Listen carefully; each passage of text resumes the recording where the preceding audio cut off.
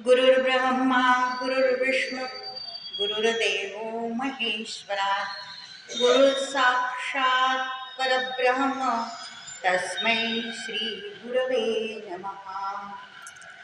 ब्रह्मानंदं परमसुखदं केवलज्ञानमूर्तिं द्वन्द्वातीतं गगनसदृशं तत्त्वमस्यादिलक्ष्यम् एकं नित्यं विमोचनं सर्वदी साक्षिभूतं भावातीतं त्रिगुणरहितं सद्गुरुं तं नमामि। पहिला तर आपल्याला श्लोक सगळ्यांनाच माहिती आहे, गुरुर्ब्रह्मा। हा दुसराही माहीत आहे आणि त्यामध्ये माझे गुरु कसे आहेत त्याचं वर्णन आहे। कशासाठी आज आपण तुकाराम महाराजांचा अभंग निवडलाय। आनंदाचे डोली आनंद तरंग हा अभंग आणि ह्या अवस्थेपर्यंत म्हणजे आनंदाच्या डोहात पोहण्या इथपर्यंतची जी अवस्था आहे ती गुरुशिवाय प्राप्त होणंच शक्य नाही। गुरु कृपा असल्याशिवाय माणूस आध्यात्मिक दृष्ट्या एवढ्या उंचीपर्यंत जाऊच शकत नाही आणि म्हणून हा मुद्दाम श्लोक म्हटलाय आणि ब्रह्मानंदाचाच हा श्लोक आहे। तुकाराम महाराजांना ब्रह्मानंद होतोय। त्या ब्रह्मानंद म्हणजे काय असा प्रश्न आपल्याला पडतो है ना।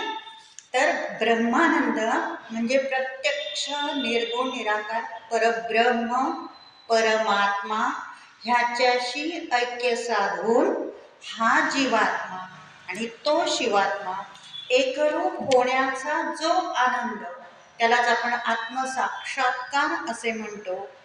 असा जो आनंद आहे तो आनंद तुकाराम महाराजांना झालेला आहे आणि त्या आनंदाप्रित्यर्थ त्यांच्या मुखातून हा अभंग आलेला आहे।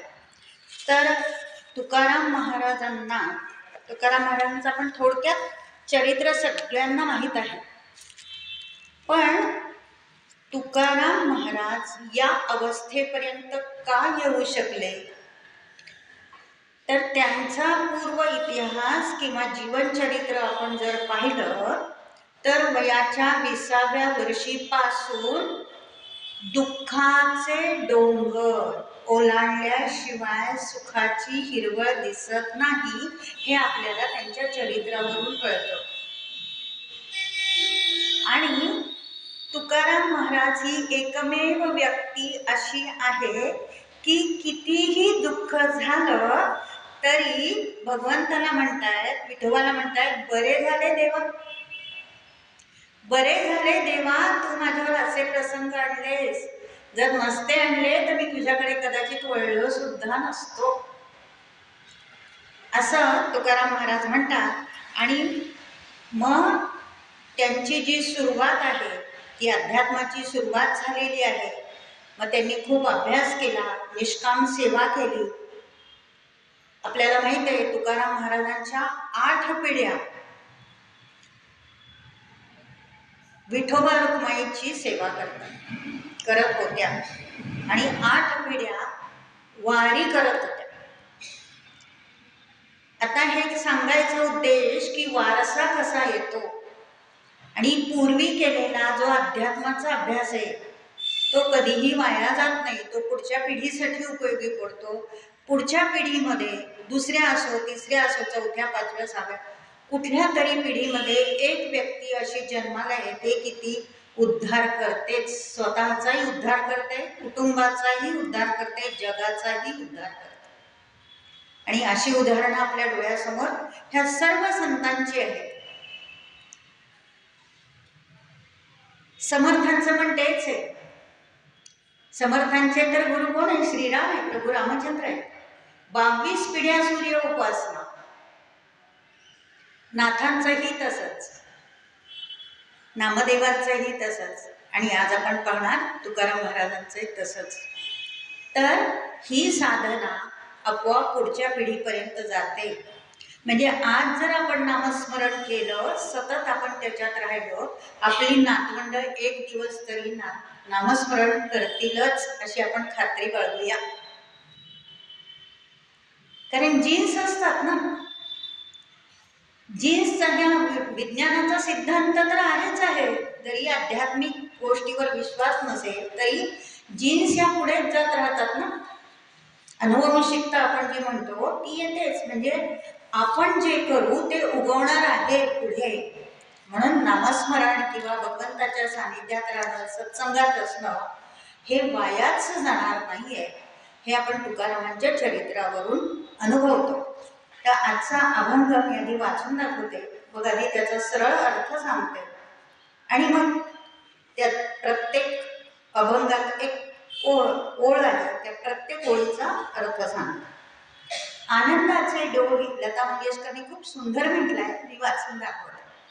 आनंदाचे डोही आनंद तरंग, आनंदाची अंग आनंदाचे, काय सांगू झाले काहीची या बाई, पुढे चाली नाही आवडीने, गर्भाचे आवडी मातेचा डोहळा, तेथीचा जिवाळा तेथे बिंबे, तुका म्हणे तैसा ओतलाचे ठसा, अनुभव सरीसा मुखा आला.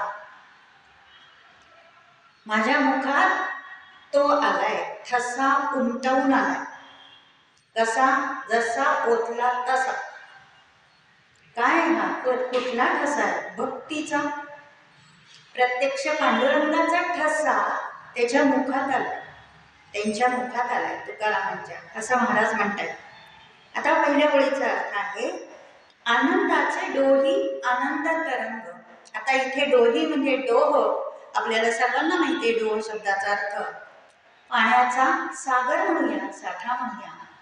पण हा कशाचा आहे? पाण्याचा नाही आहे, हा आनंदाचा डोह आहे, आनंदाचा सागर आहे. आणि कुठला आहे? तर प्रभूच्या प्रेमाचा डोह आहे, भगवंताच्या विठोबाच्या प्रेमाचा डोह. आणि त्या डोहात मी पोहत आहे, दुंबवून निघाले. नेहमी आनंद झाला की आपण कसं म्हणतो, मी अगदी पोहून निघाले. म्हणजे काय? संपूर्ण अंग ओलचिंब होऊन जातं. तसं इथे भक्ती रसाने आणि आनंदाने तुकाराम महाराजांचं सगळं अंग ओलचिंब झालंय. आणि अंगावर पाणी पडल्यावर आपण सुद्धा आनंदित होतो की नाही? तसं हे आनंदाच्या पाण्यामध्ये, आनंदाच्या डोहामध्ये तुकाराम महाराज पोहत आहेत आणि त्याच्यामुळे त्यांचं संपूर्ण अंगच आनंदी झालंय. आता हे परत वेगळं सांगायची काय गरज बरं? संपूर्ण अंग म्हणजे अंतर्बाह्य, अंतर्बाह्य ते आनंदित झालेले आहेत. अंतर्बाह्य म्हणजे मन, बुद्धी, अहंकार आणि चित्त ही अंतःकरण चतुष्टी आनंदित झालेली आहे. आणि बाह्य अंग तर आनंदित ओलं झालंच आहे प्रेमाने. ते कसं आपण पुढे एक श्लोक पाहणार आहोत गीतेतला, त्या अनुषंगाने तुमच्या लक्षात येईल. काय सांगू झाले काहीची या बाई, पुढे चाली नाही आवडीने.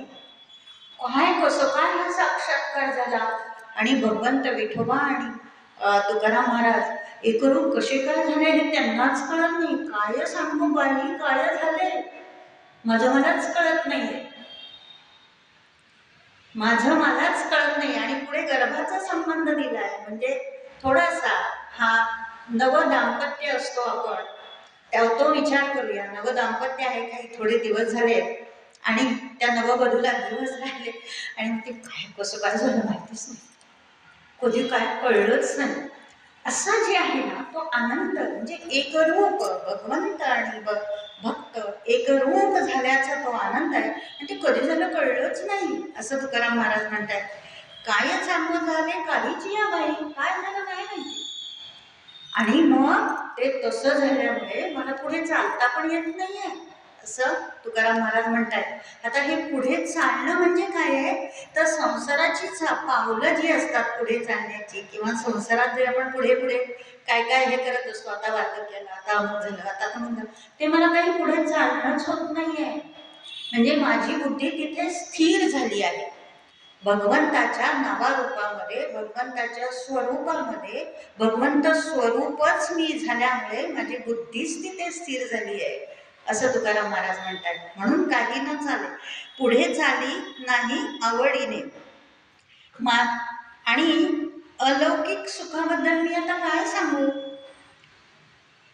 ह्या प्रेमवर्षाव जो झालाय भगवंताचा, विठोबाचा, त्याच्यामुळे माझी चाल खुंटून गेली. मी तिथेच थबकलो. म्हणजे जीवनात अजून काही मिळवायचं आहे असं मला वाटतच नाहीये. मला सर्व प्राप्त झालंय, तृप्त झाले तुकाराम महाराज, अंतर्बाह्य तृप्त झाले असं या श्लोकात म्हणतायत, अभंगात म्हणतायत.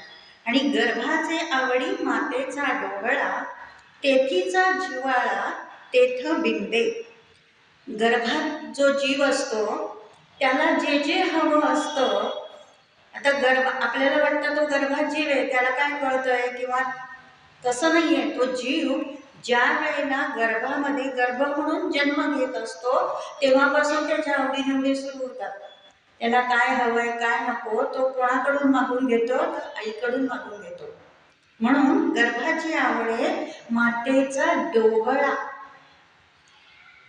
मातेला आपण म्हणतो ना, डोहाळे लागलेत मातेला, तिला हे खावंसं वाटतंय, ते खावंसं वाटतंय, सिनेमाला जावं वाटतंय. हल्लीच्या मुलींचे डोहाळे असे असतात, नाटकं पाहावी वाटतात. आणि आत्ताच्या तरुण मुलींना असे डोहाळे लागले पाहिजेत की नाही, की कुठे अध्यात्माचं प्रवचन चालू आहे तिथे मी जाईल, कुठे रामकथा चालू आहे तिथे मी जाईल, हे डोहाळे लागले पाहिजेत. कलयुगामध्ये त्याची आवश्यकता आहे, बरोबर की नाही. पण हल्लीच्या पिढीची आवड पण वेगळी, चायनीज खावंसं वाटतं. सात्विक अन्न कशाला म्हणतात, सात्विक अन्नाचा पण काय उपयोग आहे. सर्व काही आपल्या अध्यात्मात सांगितलेलं आहे. उपनिषदांमध्ये पण सांगितलंय, भगवद्गीतेमध्ये पण सांगितलंय की मातेने, जे आता गर्भाचा विषय आहे म्हणून त्या मातेने काय खाल्लं म्हणजे त्या बालकाला मिळेल आणि पोषक मिळेल. बौद्धिकदृष्ट्या आणि इतर अन्नाच्या दृष्टीने, शरीर वाढीच्या दृष्टीने पण पोषक जे असेल ते मिळेल. म्हणून गर्भाचे आवडी मातेचा डोळा, तेथेची जिव्हाळा तेथे बिंबे. तर आईच्याच ठिकाणी तेथेची बिंबे म्हणजे आईच्याच ठिकाणी तो प्रगट होतो. गर्भाला काही बोलता येत नाही, मग तो आई जे म्हणेल तेच ते गर्भ म्हणत असतो. म्हणजे तेथे जे बिंबतो, आई सांगते की मला हे खावंसं वाटतं, ते खावंसं वाटतंय, हे आई नसते म्हणत, ते गर्भातील बाळ म्हणत असतं. असे ते तुकाराम महाराजांना म्हणायचे. तुका म्हणे तैसा कोतलासे ठसा, अनुभव सरिसा मुखा आला. त्याप्रमाणे माझ्या अनुभवाचा जो ठसा माझ्या चित्तावर उमटलेला आहे त्यानुसार माझ्या वाणीतून तो प्रगट होतोय. म्हणजे आपण सुरुवातीला जे बोललो की तुकाराम महाराजांना विठ्ठलाचा, आपल्या आवडत्या देवतेचा साक्षात्कार, आत्मसाक्षात्कार झालाय. ती विठू माऊली त्यांच्या हृदयात प्रगट झाली आहे. जसं हनुमंताच्या हृदयात प्रभू श्रीराम प्रकट झाले, छाती फोडून दाखवली, हे पाहिजे श्रीराम, सीता आहेत माझ्या इथे, आहे ना. तसं तुकाराम महाराजांना झालेलं आहे. आणि म्हणून अनुभव सरिसा मुखा आला. जे काही त्यांना अनुभव आलेत, अनुभूती आलेत, साक्षात्कार झाले ते त्या मुखाने सांगतायत अभंगाच्या रूपाने. आणि तोच ठसा त्यांच्या चित्तावर उमटलाय. म्हणजे आतून बाहेरून जे ओले चिंब, आनंदाचे डोही, आनंद तरंग, आनंदाची अंग आनंदाचे, तर आनंदाची अंग म्हणजे ही अंतःकरण चतुष्टी, चित्त, मन, बुद्धी, ह्या सगळ्यावर त्या माऊलीचा ठसा उमटलाय. म्हणून ते बाहेर प्रगट झालेले दिसतात या अभंगाच्या द्वारे. आता थोडक्यात आपण बघूया की संत तुकाराम महाराजांची ही अभंगवाणी म्हणजे विविध असे रत्न आहेत. आणि हे विविध रत्न, काव्यरूपी रत्न, त्यांचा जणू खजिनाच आहे. कसं काय खजिना आहे, विविध रत्न कसे आहेत म्हणजे माणिक आहे, पाचू आहे, आणखी हिरा आहे, मोती आहे, असे वेगवेगळे रत्न. हल्ली पद्धत निघाली आहे बघा, हातात रत्न घालायची, की ते गुरुबळ जास्त येण्यासाठी ते घालतात. मग ह्या रत्नांचा उपयोग काय? तर हे सगळेच रत्न म्हणजे त्यांच्या काव्यातून आपल्याला दिसतात, त्यांची प्रतिभा दिसते. तर प्रत्येक महाराष्ट्रीयन माणसाच्या मनात हा अभंग ठसायलाच हवा, असे तुकाराम महाराजांचे अभंग आहेत. आणि त्या विविध काव्यांचा, अभंगाचा जर अभ्यास केला तर हजार वेळा तुकाराम महाराजांना आपण दंडवत घालावे, नतमस्तक व्हावं त्यांच्या चरणी, असे ते अभंग आहेत. म्हणजे एवढं धाडस, एवढा परखडपणा आणि एवढा स्पष्ट वक्तेपणा, वेळ पडली तर तेवढाच कोमलपणा त्यांच्या त्या काव्यातून, अभंगातून आपल्याला दिसून येतो. त्यांचे वेगवेगळे अभंग, नवरत्न म्हणजे काय आहे अभंगातून दिसतात ते. तर कडक आणि प्रखर टीका आहेत. त्यांचे जवळजवळ 3.5 ते 4,000 अभंग आहेत तुकाराम महाराजांचे. आणि त्याची जर विभागणी केली तर काही अभंग कडक आणि प्रखर टीका देणारे आहेत. नंतर सामाजिक आणि कौटुंबिक परिस्थिती जी त्यावेळची होती त्याच्यावर धारदार अशा शब्दरूपी शस्त्राने घाव घालणारे आहेत. काही अभंग म्हणजे भोंदूगिरी जी असते ना साधू संतांची, त्याच्यावर तर त्यांनी फार परखड अभंग लिहिलेले आहेत.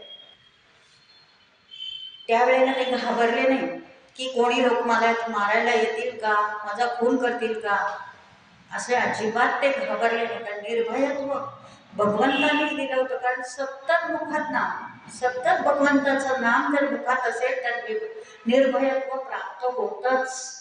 आपण सुद्धा जर सतत नाम घेतलं तर आपल्याला कुठलीही भीती बाळगायचं कारण नाही, कुठलीच नाही. की रस्त्याने जाताना मंगळसूत्र ओढतील का, काही माझ्यावर हे करतील का, तिखट टाकतील का, माझ्या काही नाही. नाम, जिभेवर नाम पाहिजे. आणि तुकाराम महाराजांचं ते अभयत्व त्यांच्यामध्ये होतं, दैवी गुण गीतेमध्ये सांगितलेलं आहे. तिसरा त्यांचा गुण अभंगातला प्रगट होणारा की अत्यंत काव्यात्मक आणि तालबद्ध अशा रचना त्यांनी केलेल्या आहेत. चौथा आहे, काही ठिकाणी इतकं करुणामय त्यांचे श्लोक आहेत, अभंग आहेत आणि वात्सल्यपूर्ण आहेत. वात्सल्यपूर्ण म्हणजे प्रेमाने ते जवळ घेतात, समाजातल्या, कुटुंबातल्या लोकांना अगदी प्रेमाने अभंगाच्या द्वारा. आणि एक सगळ्यात वैशिष्ट्य असं आहे की तुकाराम महाराजांचं चरित्र म्हणजे त्यांचे अभंग आहेत. वेगळं चरित्र काही वाचायची गरज नाही, त्यांचा प्रत्येक अभंग म्हणजे त्यांच्या जीवनाचा प्रत्येक क्षण आहे, असं आहे. नंतर भगवंताशी आणि विठ्ठलाशी ते वेळ पडली तर भांडतात, खूप भांडतात. जिथे प्रेम असतं तिथेच भांडण असतं. आणि ते अतूट प्रेम करतात विठ्ठलावर आणि वेळ पडली तर ते भांडतात. आणि पण त्या भांडणामध्ये प्रेम पण आहे. काही अभंग तर असे आहेत की प्रपंचातली जी संकट आहेत त्याबद्दल तुकोबांनी भगवंताचे आभार मानले. मगाशी सांगितल्याप्रमाणे, बरे झाले देवा, बरे झाले देवा, काय माझं गुरे ढोरे मेली, बरं झालं ही कर्कशा बायको मिळाली, बरं झालं असं झालं, बरं झालं माझं शेत वाहून गेलं, वगैरे वगैरे जे आहे अभंग, त्यामध्ये त्यांनी बरे झाले देवाचे आभार मानतात. म्हणजे आपण असतो तर काय ना आमच्या वाट्याला काय आलं असो, काय ना असा प्रसंग घडला आमच्याच वाटेला, असा आपण विचार करतो. पण हा विचार आपण संतांचं चरित्र पाहतो त्यावेळेला आपण हा सकारात्मक विचार करायचा की कुठलाही प्रसंग आपल्यावर जर आलेला असेल तर तो आपल्याला आव्हानकारक असतो, त्याची आपण आठवण करत नाहीये, मग तो आपल्याला आठवण करायला लागतो, असे प्रसंग देऊन करायला लावतो, असा आपण विचार करायचा. आणि संकटामुळेच का म्हटलंय असं की बरे झाले देवा, तर संकटामुळेच भक्तीची गोडी त्यांच्या जीवनात वाढली. अखंड भक्तीचा जो झरा त्यांच्या जीवनात वाहू लागला तो केवळ संकटांमुळे. म्हणून भक्तिरसात तुकाराम महाराज पूर्णपणे बुडून गेलेले आहेत. एका विठोबा व्यतिरिक्त त्यांना दुसरं काहीच दिसत नाही. जळी स्थळी काष्टी पाषाणी त्यांना विठोबाच दिसतोय. आणि म्हणूनच प्रत्येकाच्या मनावर अभंग रूपाने तुकोबा ठसलेले आहे. वारकरी लोकांच्या तर मनावर खूपच ठसलेले. वारकऱ्यांची भजनं आपण ऐकली, आपल्याला त्यांचे शब्द कळत नाही, पण वारकरी आणि तुकाराम महाराजांचा अभंग त्याला माहीत नाही असा वारकरीच नसेल कधीच. तर त्यांचं संपूर्ण जीवन हे अभंगातून आपल्याला दिसतं. त्यांचं देवावरचं रुषण, नंतर प्रेमाबद्दलचा कलह, प्रेमाबद्दलचा म्हणजे भगवंताच्या प्रेमाबद्दलचा. इथे भगवंत म्हणजे विठोबा, त्यांची देवता भगवंत म्हणजे विठोबा. नंतर देवाजवळ कधी कधी त्यांनी हट्ट पण केलाय, देवाला कधी एकेरीवर पण आणलंय. आणि असे अभंग त्यांचे दोन भाग आपल्याला करता येतात. एक म्हणजे ईश्वरी साक्षात्कार होण्यापूर्वीचे अभंग आणि ईश्वरी साक्षात्कार झाल्यानंतरचे अभंग, असे दोन भाग ढोबळमानाने आपण केले. त्यांच्या अभंगाची व्हरायटी पाहिली, प्रकार पाहिला. आता त्याचे दोन भाग, ईश्वरी साक्षात्कार होण्या अगोदरचा आणि ईश्वरी साक्षात्कार झाल्यानंतरचे, असे दोन प्रकार आपल्याला स्पष्टपणे दिसतात. आणि मग ईश्वरी साक्षात्कार झाल्यानंतर त्यांना काय दिसलं तर जीवाशिवाचं आलिंगन, आणि ते त्यांनी अभंगातून प्रकट केलं. नंतर सगुण विठ्ठलाचं आनंदी रूप जे काय आहे, सुंदर ते ध्यान हे विठेवरी, आनंदी रूप सगुण रूप हे विठ्ठलाचं त्यांना हर्षदायक असं घडलेलं आहे, तेही त्यांनी अभंगातून व्यक्त केलंय. आणि नुसतं अभंगातून व्यक्त नाही केलं तर ते अभंग वाचताना आपल्याला सुद्धा त्याचं दर्शन झाल्यासारखा भास होतो की हो खरंच आता सुंदर ते ध्यान हे म्हटल्यानंतर आपल्याला विठोबा डोळ्यासमोर भारातो, उभे विठेमध्ये वेगळं पंढरपूरला जायची गरजच नाही. एवढा साक्षात्कारी अनुभव तो अभंगातून उतरल्यानंतर तो आपल्यापर्यंत पोहोचतो आणि मग अप्रत्यक्षरित्या ते आपल्याला सुद्धा दर्शन घडवतात तुकाराम महाराज. तर असा ईश्वरी दर्शन घडून ईश्वर स्वतःच होणं आणि ईश्वरी म्हणजे ईश्वर होणं, ईश्वर कळणं आणि ईश्वर मदतीला येणं किंवा ईश्वर आपल्या बरोबर असणं, हे तीन प्रकार वेगळे आहेत. आता प्रत्येक संतांनी भगवंताचं सेवा केलेलीच आहे, भक्ती केलेलीच आहे. आपण वेगवेगळे प्रकार बघूया. संत एकनाथ महाराज ह्यांनी पण कृष्णाची सेवा केली आणि श्रीखंडाच्या रूपाने भगवंत त्यांना मदतीला आले. जनीने पण आपल्या गुरूंची नामदेवांची सेवा केली, विठोबाची सेवा केली आणि दळायला कांडायला तिला मदतीला आले. पण तुकाराम महाराजांनी विठोबाची सेवा केली आणि त्यांच्या ते हृदयात प्रकट झाले. प्रत्यक्ष म्हणजे ईश्वर दिसणं, ईश्वर असणं आणि ईश्वर होणं. ईश्वर होणं हे तुकाराम महाराजांनी अनुभवलं. हे आपल्याला ह्या अभंगातून दिसतं. आनंदाचे डोली आनंद करणं, ह्या अभंगातून आपल्याला ते दिसतं की प्रत्यक्ष देवाची भेट अनेक संतांची झालेलीच आहे, पण प्रत्येक ईश्वर प्रकट झालेला हा आपल्याला तुकाराम महाराजांच्या या अभंगातून दिसतो.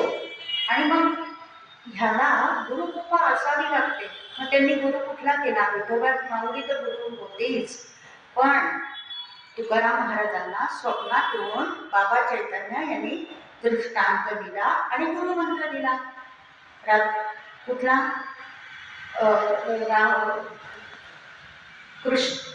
रामकृष्ण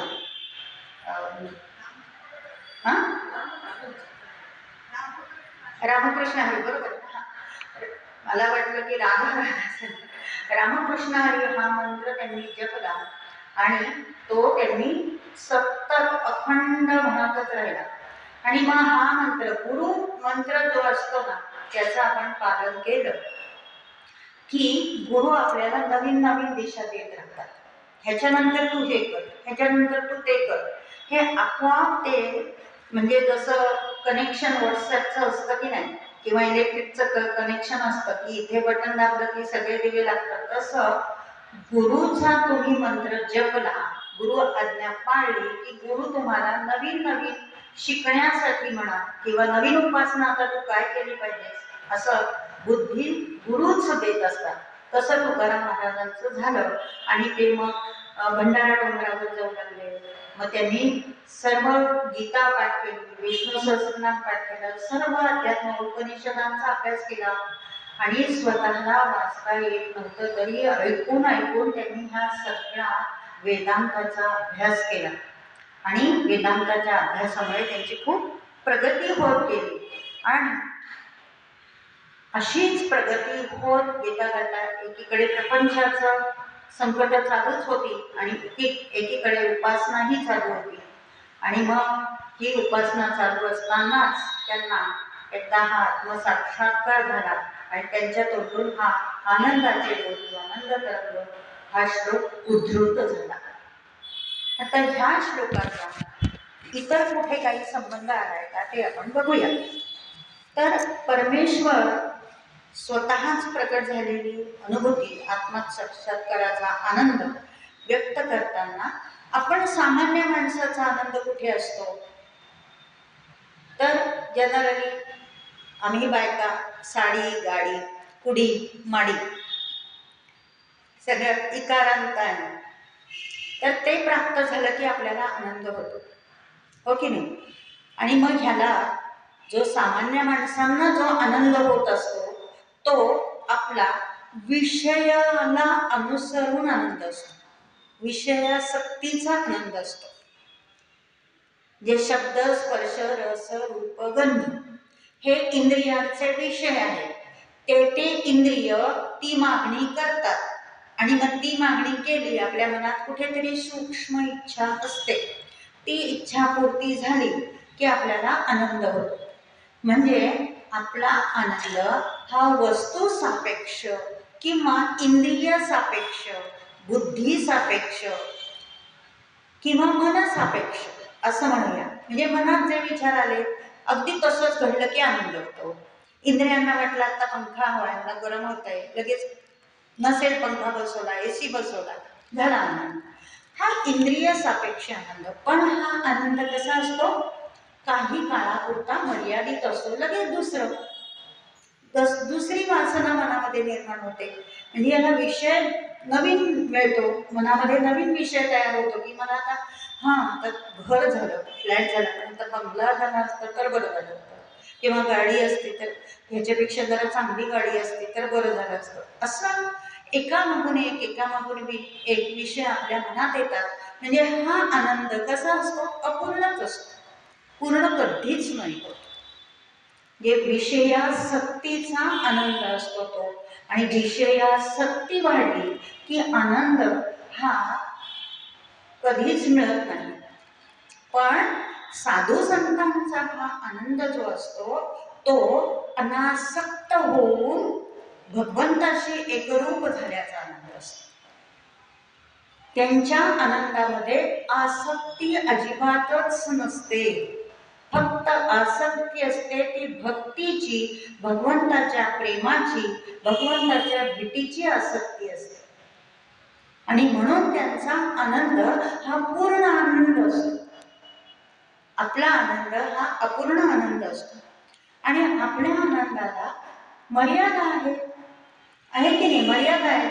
एवढं मिळालं तर तेवढंच का मिळालं, तेवढं मिळालं तर त्याच्यापेक्षा जास्त का नाही मिळालं, म्हणजे ही मर्यादाच आहे. पण हा साधू संतांचा आनंद असतो तो अमर्याद असतो. कारण भगवंतच अमर्याद आहे. त्याची प्राप्ती झाली की ज्याला प्राप्ती होते त्याचाही आनंद अमर्याद. म्हणजे भगवंत स्वतः अमर्याद आनंद देणारे आहेत. आणि जो भक्त असतो, निस्सीम भक्त असतो, त्याचा आनंद सुद्धा अमर्याद असतो. म्हणून आपल्या सामान्य माणसांच्या जीवनात नवीन नवीन इच्छा निर्माण होतात आणि त्या पूर्ण होईपर्यंत आपण अतृप्तच असतो. पण हे संत लोक सदोनी तृप्त असतात, अंतःकरणापासून ते तृप्त असतात आणि भक्ती हा त्यांचा जीवनाचा अविभाज्य घटक असतो. जसा आपल्या जीवनाचा अविभाज्य घटक म्हणजे प्रपंच करणे, हे झालं की ते झालं की हे मग मुलाला नोकरी लागू दे, मग मुलाचं लग्न होऊ दे, मग त्याला मूल होऊ दे, मग त्याला असं होऊ दे तसं होऊ दे, ह्या सतत आपल्या इच्छा आकांक्षा पूर्ती ह्या सतत अपूर्ण असतात. त्याच्यामुळे आपला आनंदही अपूर्ण असतो. आणि हा संत लोकांचा आनंद अमर्याद का असतो? कारण त्यांनी आपल्या जीवनाचा प्रत्येक श्वास हा भगवंतासाठी मोजलेला असतो. प्रत्येक श्वास आपल्यासारखे अनेक श्वास ते वायाच घालवित नाही. प्रत्येक श्वासागणित त्यांचं मुखामध्ये अंतःकरणामध्ये भगवंताचं नाव असतं. आणि त्यांना जी त्यांच्या गुरूंनी साधना सांगितलेली असते त्याच्यात ते खंड पडू देत नाहीत, कधीच खंड पडू देत नाहीत. आणि त्यांचे गुरु सुद्धा अप्रत्यक्षरित्या त्यांच्याकडून अनेक प्रकारे साधना करून घेतात. आणि म्हणून गुरुकृपेची जणू काही त्यांनी नौका रिझर्व करून ठेवलेली असते. जसं आपण रेल्वेचं तिकीट रिझर्व करून ठेवतो, विमानाचं तिकीट रिझर्व करून ठेवतो, तसं गुरुकृपेची नौकेचं तिकीट त्यांनी रिझर्वच केलेलं असतं. आता गुरु हा शब्द माहिती आहे सगळ्यांना, कृपा, कृ आणि पा. तर कृ म्हणजे प्रत्यक्ष कृती करून दाखवणं, पा म्हणजे प्राप्त करून घेणं. प्रत्यक्ष कृती करून ती गोष्ट प्राप्त करून घेणे याला गुरुकृपा म्हणायचं. तर गुरुकृपा केव्हा होते? गुरुची आज्ञा पाळून तुम्ही प्रत्यक्ष तशी कृती करून दाखवली की गुरुकृपा होते. म्हणून भगवंताची कृपा हे संत लोक सतत प्राप्त करून घेत असतात. आणि गुरुकृपेची नौकेमध्ये ते बसून काय करतात? हा संसार सागर पार करतात. संसार सागराच्या पलीकडे ते गेलेले असतात. आणि तुकाराम महाराजांनी तर विठ्ठलाशिवाय दुसरं कुठलंच स्थान मनामध्ये ठेवलेलं नव्हतं, चित्तामध्ये ठेवलेलं नव्हतं. म्हणून त्यातून त्यांचा मिळणारा आनंद हा अमर्यादित होता.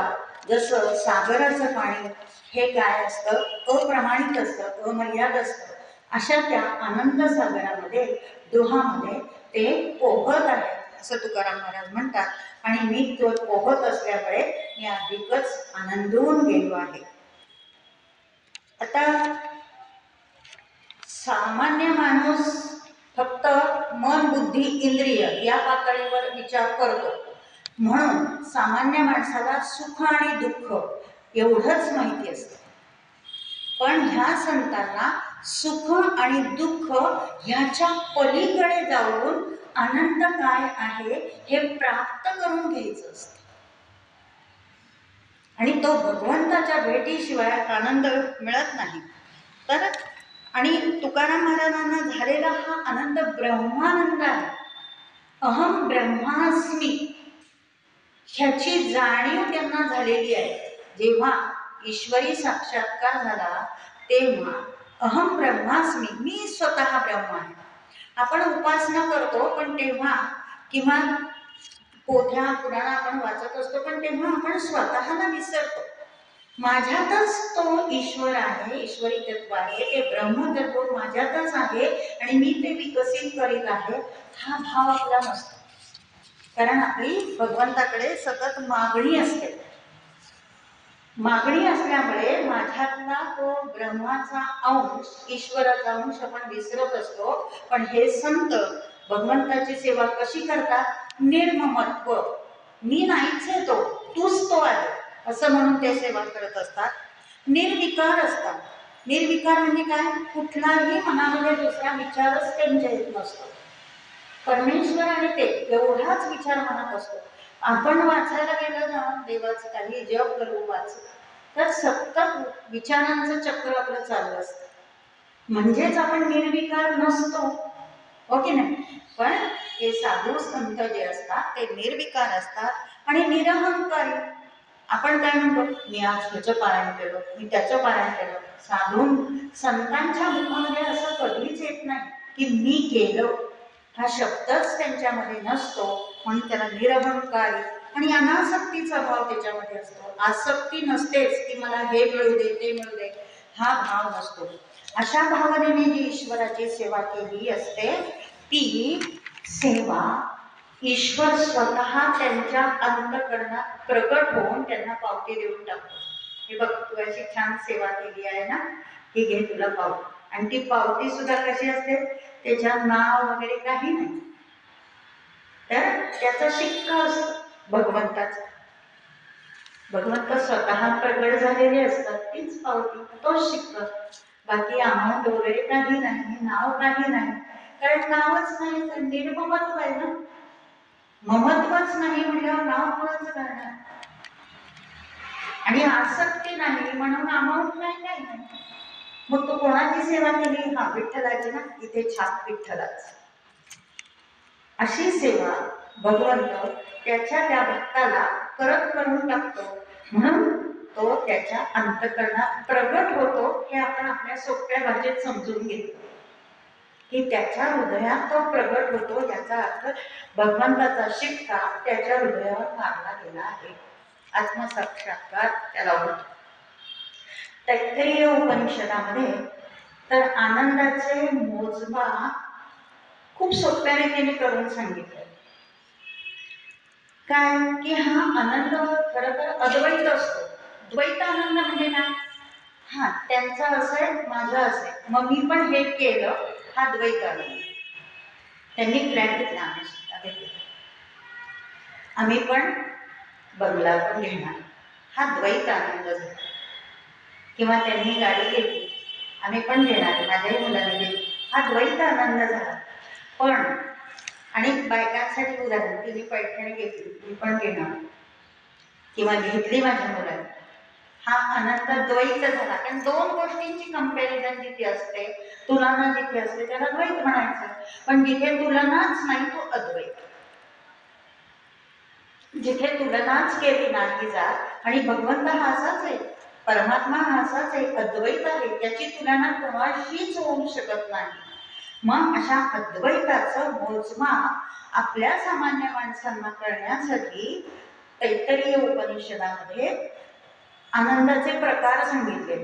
काय की आपल्याला छोट्या छोट्या गोष्टींनी जे इंद्रिय सुखाच्या मनाच्या इच्छा पूर्ण झाल्यावर जो आनंद होतो तो मनुष्य आनंद. त्याला गुणिले 100 केले की गंधर्व आनंद. गंधर्व आनंद म्हणजे गायक जे गाण्यातून भगवंतापर्यंत पोहोचतात तो आनंद, तो गंधर्व आनंद. त्याच्या 100 पटचा आनंद देवानंद, देव भेटल्याचा आनंद. त्याच्या 100 पट प्रजापतीचा आनंद म्हणजे निर्माता, त्याच्याशी एकरूप झाल्याचा आनंद. त्याच्या 100 पट वैश्विक आनंद आणि त्याच्या 100 पट परमानंद. असं त्यांनी मोजमाप एक दिलेला आहे तैत्तिरीय उपनिषदामध्ये. तर हा परमानंद आहे तो सर्वात शेवटचा आनंद, त्याच्या पलीकडे आनंदच नाही. आणि तो परम शब्द जो आहे ना, तो निर्गुण निराकार परमात्मा, जो अनादिकालापासून आहेच आहे, जो निर्विकार आहे, अमर्याद आहे, आणखी काय काय विशेषण त्याला दिलेले आहेत तो आहे. त्याच्या पलीकडे दुसरा कुठलाच आनंद नाही. त्यालाच ब्रह्मानंद म्हणतात, त्याला आत्मानंद म्हणतात, म्हणजे आत्म्याचा होणारा आनंद, आत्म्याशी एकरूप झाल्याचा आनंद, नित्यानंद. त्याच्याशी आपण एकरूप झालो की तो आनंद असतो, तो नित्य आपल्याला होतो. बाकी कुठल्याही आनंदाची आपल्याला गरज नाही, तो नित्यानंद. नंतर स्वानंद, कारण आत्मा आपल्या मध्ये आहे, आपल्यालाच होतो, म्हणून तो स्वानंद. महानंद, महानंद म्हणजे त्याच्यापेक्षा मोठा नाही, परम म्हणजे श्रेष्ठ आणि महान म्हणजे मोठा, त्याच्यापेक्षा कुठलाच आनंद नाही असेही म्हणता येईल. आणि हा आनंद अवर्णनीय आहेच, पण तो व्यक्त करण्यात येण्यासारखा नाही, म्हणून त्याला अव्यक्त आनंद असेही म्हटलेलं आहे. अव्यक्त आनंद. आणि तुकाराम महाराजांनी हा अभंग म्हणून तो आनंद आपल्यापर्यंत पोहोचवला आहे. म्हणजे आपल्या सुद्धा ह्या आनंदाची अनुभूती घेता येईल असं तुकाराम महाराज म्हणतात. आनंदाचे डोली आनंद तरंग. हा आनंद कसा काय मिळाला त्याला? त्याचं मिलन झालंय, जीवाचं आणि शिवाचं मिलन झाल्यामुळे हा आनंद आहे, एकरूप झालं. ते ब्रह्मतत्व आणि ह्या देहात असलेलं ब्रह्मतत्व एकरूप होऊन गेलाय. तो एकरूप होण्याचा जो आनंद आहे तो तुकाराम महाराजांना मिळालाय. जसं आपण एखादं झाड लावलं, फुलाचं झाड लावलं, गुलाबाचं म्हणूया, आणि त्याला कळी आली. 4 दिवसांनी आपण बघितलं की ते फुल उमललेलं आपल्याला दिसतं. कळी असताना एवढा आनंद होत नाही, पण पूर्ण फुल उमललं की आपलं काही ना सुंदर, मी आता तर लावलं होतो, किती सुंदर फुल आले ना. मग त्या फुलाकडे आपण निहाळत बसतो. खालून वरून गुलाबाचं असेल तर कसं ना ते मखमली आहे, कशी ना त्याची प्रत्येक पाकळी कशी छान आहे, शेडेड आहे, ताजीतवानी. म्हणजे तो आनंद जो आहे तो अवर्णनीय, आपल्या दुसऱ्याला नाही सांगता येत, पण तो आपण आनंद आतमध्ये साठवून ठेवतो आणि पुन्हा पुन्हा ते रूप आठवतो. तर तुकाराम महाराज पुन्हा पुन्हा विठोबाचं ते रूप आठवत आहेत आणि तो आनंद त्यावर अवर्णनीय असतो. त्या आनंदामध्ये ते डुंबून गेले, नाहून निघाले. त्याच्या लाटा अंगावर येत आहेत त्यांच्या, तरी त्या लाटांचा त्याला त्रास होत नाही. त्या लाटा त्यांना हव्याशा वाटतात, कारण आनंदाच्या लाटा आहेत. नाहीतर समजा आपण समुद्रात पोहायला गेलो आणि एखादी लाट जोरात आली तर हक्का बसतो शरीराला, असं वाटतं बापरे, असं एकदम होतं. पण तुकाराम महाराजांना तसंही होत नाही. त्यांना ती लाट आनंदाची खूप काही सुखावून जाते असं त्यांनी म्हटलेलं. आणि सर्वांगाकडे ते रसपूर्ण भक्तीच्या रसामध्ये डुंबून गेलेले असल्यामुळे ते आनंदाने ते उपभोगतायत असं व्यक्त करतात. गीतेतला एक श्लोक मला त्या संदर्भात आठवला की तुकाराम महाराजांनी हे केव्हा प्रगट झालं, त्यांना केव्हा विठोबा त्यांना साक्षात्कार झाला म्हणा, किंवा तेच देवरूप कसे झाले. तर पत्रं पुष्पं फलं तोयं यो मे भक्त्या प्रयच्छति तदहं भक्तिपूर्वकम् अश्नामि प्रयतात्मनः. हा जो श्लोक आहे, तर पत्र याचा अर्थ शरीररूपी पत्र. तुकाराम महाराजांनी शरीररूपी पत्र, मनरूपी फूल, पत्रम पुष्पम, मनरूपी फूल, नंतर कर्मरूपी फळ, पत्रम पुष्पम फलम, फळ, कर्मरूपी फळ, सर्व कर्म त्यांचं अर्पण केलं त्यांनी. जे फळ आलं त्यांच्या संपूर्ण जीवनाला ते भगवंताला विठोबाला अर्पण केलं. कर्मरूपी फळ आणि तोय म्हणजे पाणी. तर जीवनरूपी रसाचं पाणी त्यांनी त्या भगवंताला पूर्णपणे अर्पण केलं. आणि म्हणून हे सगळं अर्पण केल्यामुळे तो भगवंत प्रकट झाला. कसा झाला? तर तुकाराम महाराजांच्या हृदयातून तो प्रकट झाला आणि तुकोबा आणि विठोबा एकच असं दिसायला. म्हणून आनंदाची डोली आनंद तरंग आहे. तर अतिशय सुंदर हा अभंग आहे. लौकिकातून आनंद जो मिळतो तो तात्पुरता असतो, पण लौकिकाचा आनंद जर आपण निस्पृह करत गेलो, आपल्याला सुद्धा हा आनंद मिळणार आहे. पण लौकिकाचा आनंद जर आपण निस्पृह करत गेलो, तर स्पृहा म्हणजे माहिती आपल्याला इच्छा आणि आकांक्षा, त्या जर आपण निरपेक्ष रीतीने करत गेलो, भगवंताला नमस्कार, भगवंताची सेवा, मला काही नको, नुसतं त्या तू आणि मी एकच होऊ दे, असं रोजच आपण म्हटलं तर तो पण आपल्याला देईल. तुकाराम महाराजांचं ते मागायचंच नाही, काही निरपेक्षच आपण भक्ती करायची आणि अशी केली की भगवंत आपल्याला हवे ते देतो. आणि जे हवं ते देतो. न मागता मिळालं की काय आनंद होतो. एरवी सुद्धा आपण कुठेही गेलं, आपल्या मनात असतं एखादी गोष्ट अशी पाहिजे, आणि देवळात गेलं तर गुरुजी आपल्याला फक्त आज गजरा पाहिजे तरी मला देवळात जाऊन गुरुजींनी हातात गजरा द्यावा, किती आनंद होतो. तसं निरपेक्ष रीतीने आपण जर सेवा केली आणि ते आपल्याला मिळालं तर तो आनंद खूप असतो. म्हणून आनंदाची तुलना जीवनातल्या सुखदुःखाशी होत नाही. आनंदाला पर्यायी शब्द आनंदच आहे. आनंदाला पर्यायी शब्द सुख किंवा दुःख, भय, अभय हे द्वंद्वचे जे शब्द आहेत ते आनंदाला नाहीच आहे.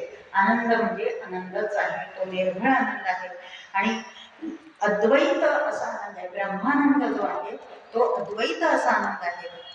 आणि संतांना हा आनंद नेहमी ईश्वराचं नाम सतत नामस्मरणानेच तो प्राप्त झालेला आहे. तैत्तरीय उपनिषदामध्ये ब्रह्मानंद वल्ली ह्या नावाचं जे प्रकरण आहे त्यामध्ये आनंदाच्या श्रेणी वर्णन केले आहे. आनंदाच्या श्रेणी म्हणजे कुठल्या? मनुष्य आनंद, आता मी सांगितलं त्याप्रमाणे मनुष्य आनंद, गंधर्वानंद, देवगंधर्वानंद, पितृ गंधर्वानंद, नंतर त्याच्या शतपट देवता आनंद, इंद्रानंद, बृहस्पती आनंद. हे सगळे आनंद जे आहेत ते इंद्रियापासून मिळणारे, पण अंतःकरणापासून आत्म्यांपासून मिळणारा जो आनंद आहे तो ब्रह्मानंद परमानंद आहे. आणि ह्याचा प्रवास कसा होतो? ह्या आनंदाचा प्रवास, ब्रह्मानंदाचा प्रवास कसा होतो? तर पहिल्यांदा वैराग्य. वैराग्य म्हणजे कसं? तर जे केशरी कपडे घालून साधू संतांची जर वैराग्य असतं असं नाही, आपण विचारांचं पण वैराग्य घेऊ शकतो. अगदी 2च मिनिटं राहिले का? 2 मिनिटात संपवते, झालंच आहे. तर हे वैराग्य कसं चढत जातं? तर पहिल्यांदा वैराग्य आपल्याला आलं पाहिजे. नंतर अनुताप म्हणजे काय? की पश्चाताप, माझा एक सुद्धा क्षण भगवंताच्या सेवेशिवाय वाया जायला पाहिजे, हा आपल्याला पश्चाताप व्हायला पाहिजे. नंतर अभ्यास. मग अभ्यास म्हणजे काय? पुन्हा पुन्हा तीच गोष्ट करायची की आज केलं, आज वाचलं होतं एवढं, किंवा आज मी इतका जप केला, उद्या बेकर, असं नाही. अभ्यास म्हणजे रोज नित्य पाहिजे, नैमित्तिक उपासना आणि अनासक्ती. मगाशी सांगितल्याप्रमाणे कशातच आसक्ती ठेवायची नाही. ह्या गोष्टी जर आपण सुद्धा सामान्य माणसाने जर फॉलो केल्या तर आपल्याला सुद्धा हा ब्रह्मानंद मिळतोच नक्की. आणि जन्ममृत्यू जन्मव्याधी ह्या ज्या आपल्या शरीराला व्याधी होत असतात किंवा शरीराच्या ज्या अवस्था आहेत त्याच्याही पलीकडे आपण जातो आणि मग आनंदमय जीवन म्हणजे काय हे आपल्याला अनुभूतीला येते. संत तुकाराम महाराजांना तो आनंद प्राप्त झाला आणि आत्म्याचं आनंद किंवा आत्म्याशी आपण एकरूप झालं की आपली दुःखांची निवृत्ती आपोआप होऊन जाते. पण आत्म्यापर्यंत जाण्याचा प्रयत्नच करत नाही, आपलं सगळं बरोबर असतं. तर आत्म अनुभूती किंवा आत्मसाक्षात्कार किंवा आत्मप्रचिती घेण्यासाठी ह्यावर सांगितलेल्या ज्या गोष्टी आहेत की वैराग्य, अनुताप, अभ्यास आणि अनासक्ती ह्या गोष्टी केल्या तर आपल्याला आत्म्याचा आनंद प्राप्त करून घेता येतो. आणि हेच आपल्या सर्व उपनिषदांचं प्रयोजन आहे, ते हेच आहे. वेदांत म्हणजे काय? वेदांतामध्ये हेच तत्व सांगितलं आहे की तुम्ही आत्म्याकडे जा. हा आणि ते केव्हा जा? तर इंद्रिय निस्पृहता इंद्रियांची जेव्हा होईल ते याची आसक्ती तुम्ही कमी कमी करत जाल तेव्हा तो आनंद तुम्हाला प्राप्त होईल. योग वासिष्ठामध्ये ह्या आनंदाचे प्रकार सांगितले आहेत, वेगवेगळ्या व्याख्या सांगितल्या. काय? इष्ट पदार्थ जो आहे त्याची आपल्याला इच्छा झाली की आनंद हा शब्द आनंद, प्रिय आनंद त्याला म्हणायचं. नंतर त्या वस्तूची नुसती इच्छा होऊन नंतर ती प्राप्त झाली की त्यांना मोद असं म्हणायचं. आणि त्या वस्तूचा आपण प्रत्यक्ष उपभोग घेतला तर त्याला प्रमोद असं म्हणायचं. आता बघा, आनंद, मोद आणि प्रमोद. घराचं उदाहरण घेऊया की मला घर हवंय किंवा आपलं रिडेव्हलपमेंट हवंय, नुसती मनात इच्छा झाली. खरं तर तो प्लॅन पास झाला, सगळ्या सोसायटीची संमती मिळाली आणि ते प्रकरण सुरू झालं रिडेव्हलपमेंटचं. मग म्हणजे आपलं घर पाडायला घेतलं जुनं. तर मग तो आनंद म्हणजे मोद. आधी इच्छा व्यक्त केली, तो आनंद, प्रिय आनंद, मग मोद झाला आणि मग रिडेव्हलपमेंट झालं, घर तयार झालं आणि आपण प्रत्यक्ष तिथे राहायला गेलो, तो प्रमोद. असे आनंदाचे प्रकार योग वासिष्ठामध्ये सांगितलेले आहेत. आणि आनंदाचं वस्तिस्थान हे इंद्रियांमध्ये अगर विषयांमध्ये नसून आत्म्यात असतं. म्हणून गीता वाचली ना की खूप आनंद मिळतो. कारण गीता ही आत्म्याची भाषा आहे बरं का. तुम्ही गीता वाचली ना की तुम्हाला चैतन्य पण प्राप्त होतं आणि आत्मानंद म्हणजे काय ते पण मिळतं. तर आणि हे आपल्या शरीरामध्ये कसं घडतं तर आपले 5 कोश असतात तुम्हाला माहिती आहे. अन्नमय, प्राणमय, मनोमय, विज्ञानमय आणि आनंदमय. हे 5 कोश आपल्या शरीरात असतात आणि साधू संतांनी अन्नमय कोश ते आनंदमय कोश हा जो प्रवास आहे तो वासना व्यतिरिक्त म्हणजे वासनाच ठेवलेल्या नाहीये. या 5ही कोशांमध्ये त्यांनी वासना ठेवलेल्याच नाही, त्या 5ही कोशांवर त्यांनी विजय मिळवले आणि म्हणून ते आत्मानंदापर्यंत पोहोचले. आणि म्हणून तुकाराम महाराज म्हणतात की मी आनंदाच्या या डोहात पडलोय, त्या लाटा माझ्या अंगावर आल्या आणि मग मी कसा बसाच होऊन गेलोय. आणि हे सगळं कशामुळे झालंय? एका विठोबाच्या भक्तीमुळे झालंय.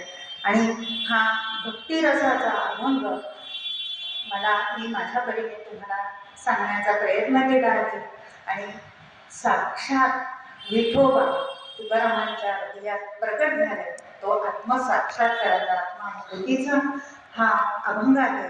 आणि म्हणून तुकाराम महाराज म्हणतात, आनंदाच्या पोटी साठविल्या आम्ही पोटी, आनंद अद्वय नित्य निरामय, जे का निज ध्येय योगियांचे. सर्व योग्यांचं ध्येय हे असतं की आत्मा आनंद प्राप्त व्हावा. तुम्ही सुद्धा इतके वर्ष झालं इथे श्रवण भक्ती करताय म्हणजे तुम्ही सुद्धा योगी मार्गाला असायला हरकतच नाही. योगीच आहात तुम्ही. नित्य सेवा घडतीये, श्रवण भक्ती तुमच्याकडनं घडतीये. म्हणजे म्हणून तुकाराम महाराजांचा आपण हा अभंगावरून हा बोध घेऊया की आपण सुद्धा ह्या आनंदाच्या डोहात पोहून निघायला काहीच हरकत नाही.